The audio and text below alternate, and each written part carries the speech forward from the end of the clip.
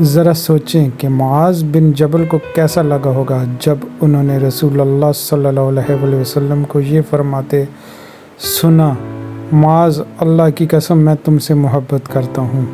اور عبداللہ بن عباس کو کیسی خوشی ہوئی ہوگی جب رسول اللہ صلی اللہ علیہ وسلم نے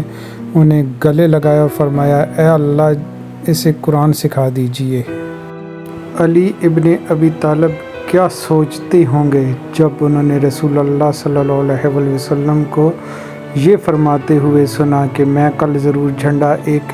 ایسے شخص کے حوالے کروں گا جو اللہ اور اس کے رسول سے محبت کرتا ہے اور اللہ اور اس کا رسول بھی اس سے محبت کرتے ہیں۔ اور پھر جب انہیں معلوم ہوا کہ وہ تو یہ خود ہیں،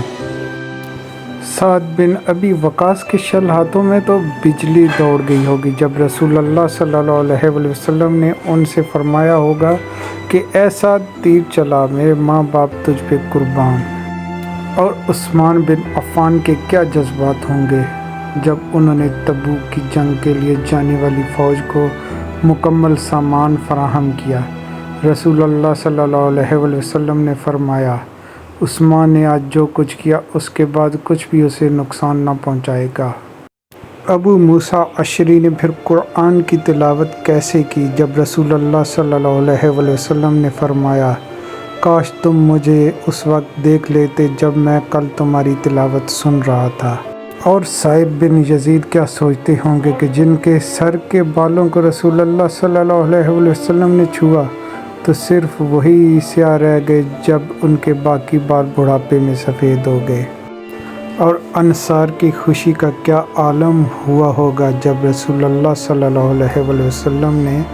ان سے فرمایا کہ اگر تمام لوگ ایک راستے پر چلیں اور انصار دوسرے راستے پر تو میں انصار کا راستہ اختیار کروں گا۔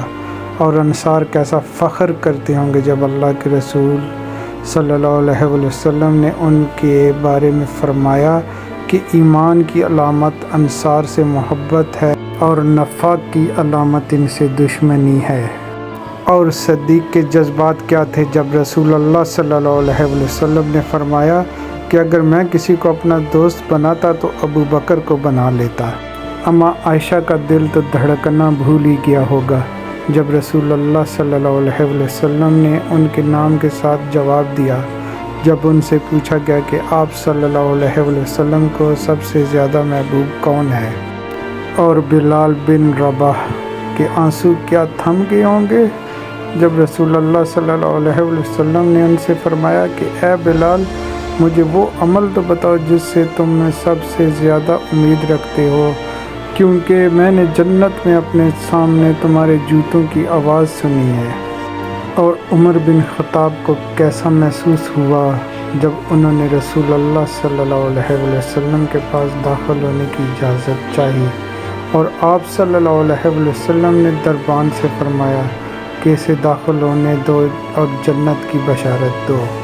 اور اب ذرا تصور کریں کہ جب ہم رسول اللہ صلی اللہ علیہ وسلم کو دیکھیں گے اور محمد عربی صلی اللہ علیہ وسلم ہم سے کہیں گے تم میرے وہ بھائی ہو جن سے ملنے کے لیے میں رویا